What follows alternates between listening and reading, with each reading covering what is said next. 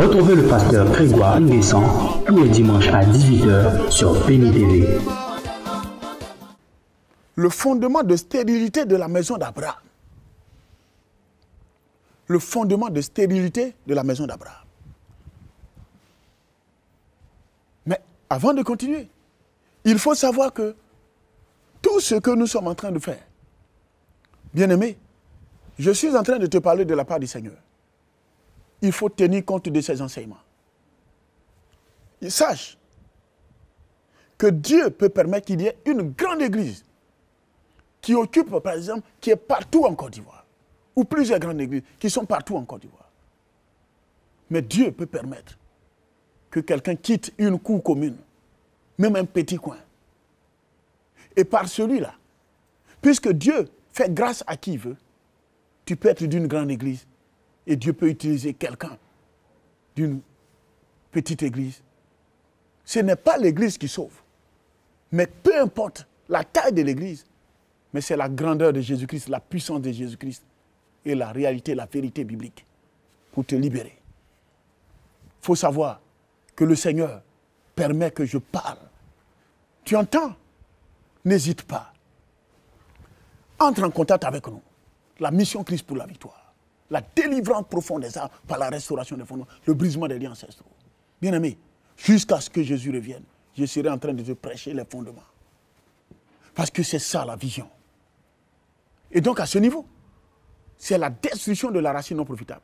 Que tu sois chrétien ou pas, musulman, tu as besoin de restauration des fondements. Il faut le savoir. Le Seigneur a besoin de toi.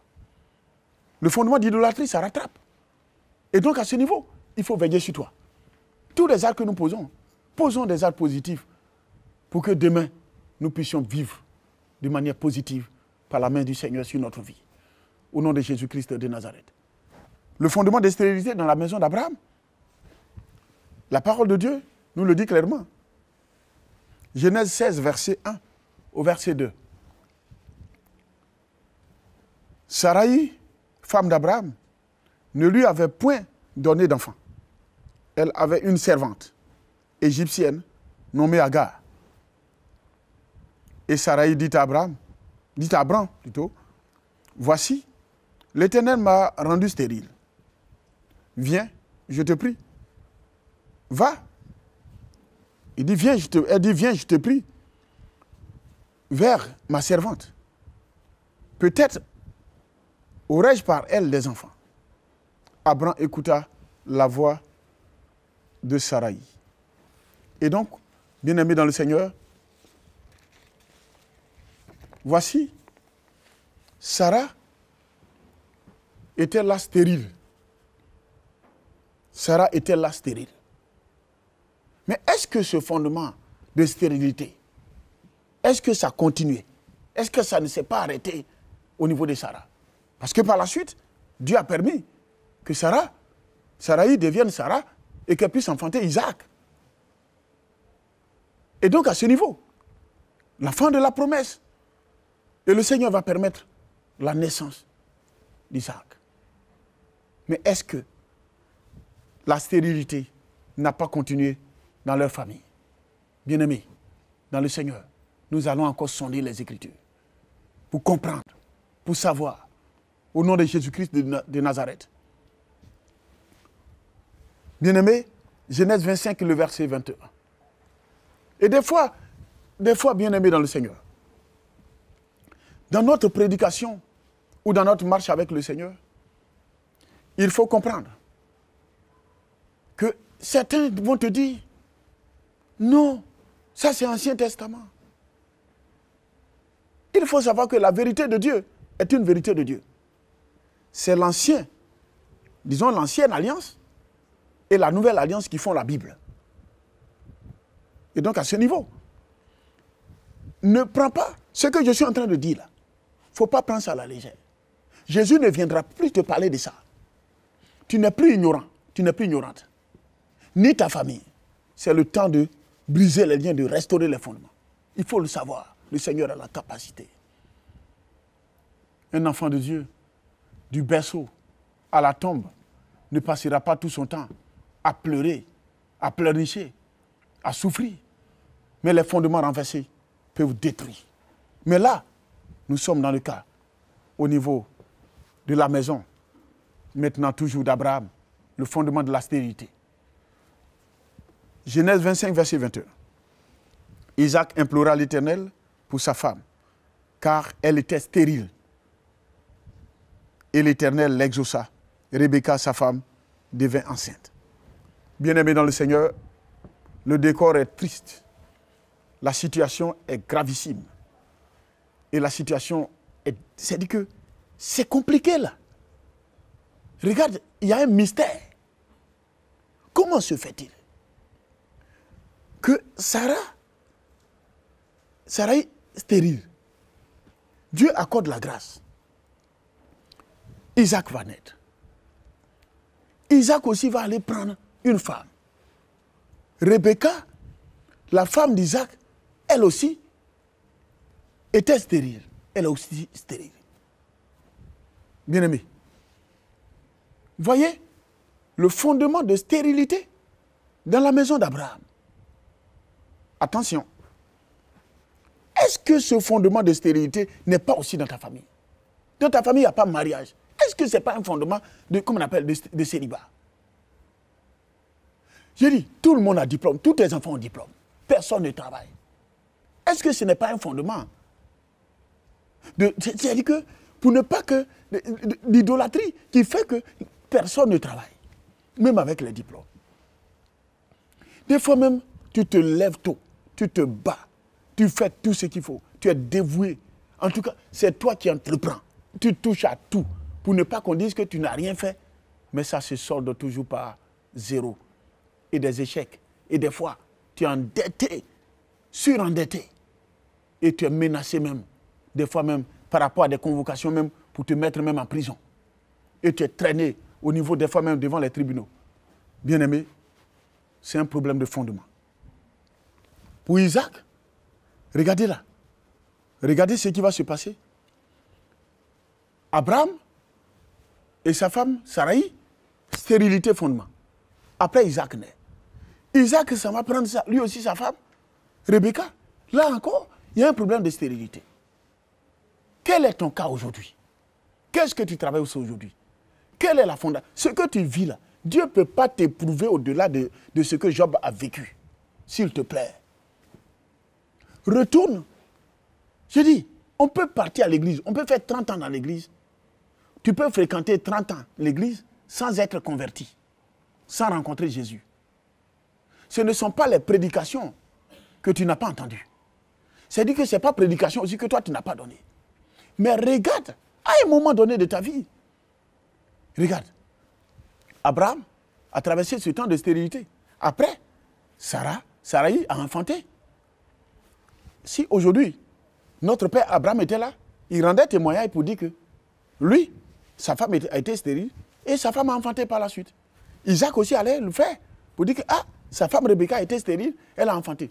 Un enfant de Dieu, à un moment donné de sa vie. C'est vrai qu'en plus des témoignages qui sont dans la Bible, l'enfant de Dieu doit pouvoir prendre la parole pour dire ce que Dieu a fait pour lui-même. C'est-à-dire que c'est ça qui fait de toi le chrétien. Mais ta souffrance inutile que toi tu travailles depuis fort longtemps, ça c'est une souffrance inutile. C'est un problème de fondement renversé. Il faut briser ces liens pour que tu t'en sortes. Et tu dis non, Dieu m'éprouve. Ah donc Dieu va t'éprouver toute ta vie? Dieu va t'éprouver toute ta vie? Homme frère, s'il te plaît, arrête ça. Arrête. Ne sois pas ignorant. Ne continue pas dans l'ignorance. Il faut savoir que quelque part, ce que tu es en train de traverser là, Dieu aussi m'a fait la grâce. J'ai traversé ce temps et il m'a donné cet enseignement. L'enseignement n'est pas taillé pour une église. C'est la parole de Dieu. Et ce que je suis en train de te dire, je ne t'ai pas dit Grégoire 4, verset 10. Tout à l'heure, je t'ai dit Genèse 25, verset 21. Le jour où je t'ai donné un chapitre portant mon nom et puis un verset me concernant. Il ne faut pas prendre. Ça, c'est démoniaque. Mais aujourd'hui, je suis en Genèse là. Oui, Genèse là. Toi-même, tu sais, Genèse 25, verset 21. C'est la parole de Dieu. C'est même Bible là, vous utilisez dans votre église. C'est dit, Ce n'est pas l'Église qui sauve, c'est Jésus-Christ qui sauve. Accrochons-nous à Jésus-Christ. Cet enseignement sur les fondements, c'est réel, c'est ce qui nous détruit. Les fondements négatifs, c'est ce qui nous tue. Homme frère, restaure tes fondements, brise les liens ancestraux, détruis la fondation non profitable. Aujourd'hui, je suis à l'aise de te parler des fondements. Une famille très pauvre. Va chez moi, va voir. Renseigne-toi. Aujourd'hui, j'ai dit, je suis... C'est au-delà, par exemple, de ma foi en Jésus-Christ. Je suis un convaincu de Christ. Je suis convaincu de Christ. J'ai l'assurance que Christ m'a réellement affranchi. Parce que quelque part, ce que dans le village, dans la famille, dans la région, personne ne voyait hier, aujourd'hui, par le brisement des liens, la destruction de la racine non profitable, de la pauvreté de fondation, des liens ancestraux, de la fondation d'adoration des eaux, des morts, des fétiches, nous passons à une autre étape de la fondation du sang de Jésus qui donne la richesse. En Jésus-Christ, quand tu es libéré, tu ne forces pas. Jésus te surprend parce qu'il te dit, voici, vois ici les miracles qui accompagneront ceux qui auront cru. C'est très simple. Les miracles viennent t'accompagner quand les fondements sont restaurés, quand les fondements, les liens ancestraux. Regardez, Dieu fait grâce toujours. Là, le Seigneur l'a exaucé. Le Seigneur a brisé la fondation de stérilité. Et Isaac aussi a enfanté. Mais est-ce que ce fondement de stérilité, est-ce que ça continuait? Nous allons encore sonder les Écritures, hommes frères, pour voir. Genèse 29, verset 31. Genèse 29, verset 31. L'Éternel vit que Léa n'était pas aimée. Et il l'a rendue féconde, tandis que Rachel était stérile. Là encore, Rachel, l'une des femmes de Jacob, fut également stérile. Ah, regardez, Abraham, Isaac, et encore, on se retrouve Jacob. La stérilité est là encore. La stérilité est encore là. Homme frère, qu'est-ce que toi aussi, tu traverses? Regarde, ce que tu vis là, c'est un problème qui était déjà, Ecclésiaste 3,15 nous le dit. Ce qui est, a déjà été. Ce qui sera, a déjà été. Et Dieu ramène les choses passées. Lamentation 5, le verset 7. Nos pères ont péché et ils ne sont plus. Et c'est nous qui portons la peine de leurs iniquités. C'est très important. Nos pères ont posé des actes. Et les actes qu'ils ont posés nous rattrapent positivement comme négativement. Ce que tu vis là, ce n'est pas nouveau dans ta famille. C'est pas nouveau. Ces difficultés que tu traverses, ces souffrances que tu traverses, ne sont pas nouvelles. Bien-aimés, il faut savoir que quelque part, ce sont des choses, les aïeuls des parents ont déjà vécu. Ils ont déjà traversé ces temps. Et aujourd'hui, tu vis cela. Homme frère, il faut savoir, Jésus est la solution de la restauration des fondements, du brisement des liens ancestraux, de la destruction de la racine non profitable. Donc, homme frère, il faut restaurer les fondements. Il faut briser les liens ancestraux, détruire la fondation non profitable, au nom de Jésus-Christ de Nazareth. Bien-aimés, il y a aussi le fondement d'immoralité sexuelle de David. Bien-aimés dans le Seigneur, il faut savoir que, revenant encore sur ce fondement depuis Abraham, concernant le mensonge, Abraham a menti, Isaac a menti, Jacob a menti, et aussi Sarah stérile, Rebecca stérile, et aussi par la suite, Rachel stérile. Regardez tous ces fondements dans la maison d'Abraham. Mensonge et stérilité. Une famille, le mystère, ça veut dire que dans une famille, il peut y avoir plusieurs fondements négatifs. Regardez dans la famille d'Abraham, il y a eu stérilité, il y a eu mensonge. Pour toi, là, ça peut être maladie, ça peut être mensonge, ça peut être mort prématurée. C'est que dans la famille, les hommes c'est-à-dire qu'à un certain âge, les hommes ne dépassent pas un certain âge. Ou les femmes ne dépassent pas un certain âge. Ou à un moment donné, même mariées ou pas, toutes les femmes, tout le monde à un certain âge, tout le monde se retrouve encore au village ou se retrouve en famille. C'est très important. Tout ça, ce sont des fondements négatifs qui entraînent ça. Donc, à ce niveau, c'est tellement que chez toi, ce n'est pas le mensonge. C'est tellement que chez toi, ce n'est pas la stérilité. Mais il faut savoir que le fondement négatif, ça peut être dans d'autres domaines. Que certainement, que l'enseignement, la liste que j'ai donnée, n'est pas une liste exhaustive. Et donc, à ce niveau, il ne faut pas penser que quelque part, non, moi, je ne suis pas concerné. Homme frère, les fondements, tout le monde s'y retrouve. Chrétien ou pas chrétien, tout le monde s'y retrouve. Il n'y a pas de converti pour ça. Il faut savoir qu'il n'y a pas de converti pour les fondements.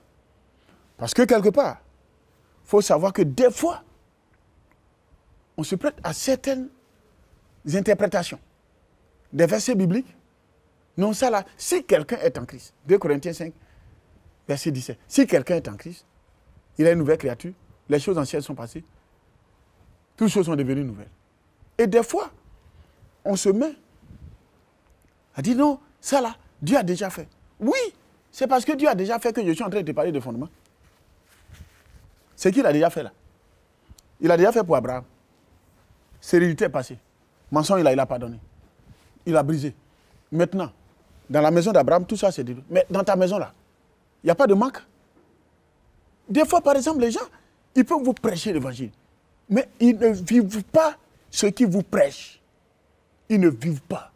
Parce qu'au niveau des fondements, il faut savoir que quelque part, le Seigneur nous fait la grâce de vous parler des fondements. Il faut briser les fondements. Le chrétien doit pouvoir s'en sortir. Il faut s'en sortir. Aujourd'hui, voici la situation, je reviens encore là-dessus. Voici la situation du pays.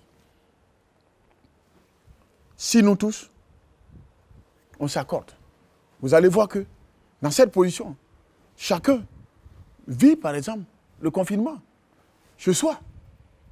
Mais aujourd'hui, il faut comprendre que ce que tu vis par rapport au confinement là, c'est général. Mais chacun vit ça chez soi. Et après les prédications là, ils vont te dire que fondement là, ça n'existe pas. Mais quand tu t'en vas à la maison là, ce que tu vis là, tu vis ça en famille. Tu ne vis pas ça à l'église. Tu ne vis pas ça pour l'église. Donc le fondement là, c'est à partir de là que toi tu dois comprendre. Fondement là, ce n'est pas une affaire de pasteur. Le pasteur a sa vie et puis sa famille a sa vie. Mais toi, à qui je suis en train de parler là? Même le pasteur peut être concerné. Mais lui, il n'a pas cette révélation. Et il va vous dire, ça n'existe pas. Mais quand il dit ça n'existe pas, il faut poser la question à Dieu. Daniel 2, verset 22. Jérémie 33, verset 3. Psaume 32, verset 8. Il dit, il faut poser la question. Que Dieu te montre la vraie identité de ton pasteur. Ou la fondation sur laquelle l'église est basée. Ou la vraie identité par rapport que Dieu ôte le voile sur l'église pour que tu découvres réellement qui est ton pasteur. À partir de cet instant, tu sauras l'enseignement que je suis en train de te... Je dis, Jésus-Christ est en train de te visiter comme ça. Jésus est arrivé chez toi. Christ est dans ta maison. La restauration des fondements est dans ta maison. Et dans ta vie. Dans ta nation. Dans ton continent. Homme frère, il faut savoir que ce que tu vis là, ce n'est pas une fin. C'est le début d'une élévation. C'est-à-dire qu'à compter de ce jour, en prenant une ferme résolution de remettre tout en cause dans le Seigneur et de revenir au Seigneur, de retourner au Seigneur, malgré toutes ces années de conversion que tu totalises dans le Seigneur. La parole de Dieu nous dit qu'il y a des ouvriers de la dernière heure, qui ont été payés au même montant que ceux qui les ont dévancés. Et donc, ça veut dire quoi? Que quelque part, ce n'est pas l'ancienneté dans le Seigneur qui compte. Ce n'est pas l'ancienneté. On peut être ancien dans une église et puis être sorcier. Et des fois, on peut être aussi un serviteur de Dieu et puis être sorcier. Ça, c'est la fondation de la famille qui t'amène tout ça. Et puis, on peut être là et puis ne rien voir et se mettre dans une situation et mettre les autres. Des fois, c'est des tombeaux blanchis. Lui-même, il ne voit rien, il ne sait rien et il vous met dans une prison. Et donc, la peur, aujourd'hui, nous sommes arrivés. Ceux qui ne voulaient pas, parce que les églises sont remplies. Celui envoie 500, il se retrouve avec les trucs. Aujourd'hui, on dit qu'il n'y a plus de rassemblement. Ils disent on ne travaille pas. Voilà. Encore dans peu de temps, ça a sorti. Et certains même menacent les fidèles de les maudire. Il dit, il ne peut pas vous maudire. Il dit, homme frère, la malédiction sans cause est sans effet. Pour une dîme, avec cette situation, en fait, ce que par exemple, le chrétien doit savoir, c'est que quand on enseigne l'entrepreneuriat, c'est une bonne fondation qu'on dresse pour l'homme de Dieu qui entreprend, pour sa famille, et aussi, ça rejaillit sur le peuple. Mais quand ils ne font pas, et que quelque part, ce sont les dîmes, les offrandes, l'Église et lui-même et sa famille ne vivent que par les dîmes et les offrandes, il y a une seule chose qu'il faut comprendre. La pandémie va passer. Mais cette situation aussi, ça nous permet, nous tous, de prendre conscience, de savoir que quelque part, les serviteurs de Dieu doivent travailler. Mais dans cette période, fidèles même, c'est que les gens ne savent pas. Et ce que, par exemple, vous devez comprendre. Ils ne savent pas qu'à cette période, les gens peuvent être déflatés. Ils peuvent perdre leur emploi. Il y a des chômages techniques. Pour lui, comme tu travailles, lui, il faut que tu payes dîmes. Et pourtant, toi-même, tu n'as même pas assez d'économie. Et la situation que tu traverses est tellement difficile. Et donc, il ne peut pas comprendre. C'est pour cela. Après cette crise-là, la crise va prendre fin. Le Seigneur va permettre, avec tout ce qui se passe, avec les autorités, avec les médicaments, avec tout cela, Dieu donne les choses. Le Seigneur passe sa main, il va enlever cette pandémie. Moi, je peux te dire, je peux te rassurer que cette pandémie passe et passera au nom de Jésus. Donc, dans ce cadre, après ça, là, va dans une bonne église. Il faut prier avec un bon serviteur de Dieu. Il faut briser les liens ancestaux. Tu vas t'en sortir. Homme frère, il faut savoir que si on dit tel père, tel fils, il faut comprendre que quelque part, le fondement que tu vas dresser aujourd'hui, si tu as un bon enseignement, et que quelque part, après le brisement des liens, tu as un enseignement que le peu que tu as comme argent, que tu dois entreprendre, et après avoir entrepris, ça te permet quand même d'avoir de l'économie et de réaliser certaines choses. Tu vas voir que pour ta vie future, pour les enfants, tes enfants qui sont nés et les enfants à naître, tu pourras garantir par l'Esprit de Dieu déjà leur avenir, parce que tu leur laisses déjà quelque chose. Quand tu seras rassasié de jour, tu profiteras pratiquement de tes économies par rapport à l'entrepreneuriat. Voici un fondement positif que tu peux poser. Il faut poser pour que tes enfants aussi puissent bénéficier. Ça, c'est un conseil que je te donne. C'est très important dans le Seigneur. Au nom de Jésus-Christ de Nazareth.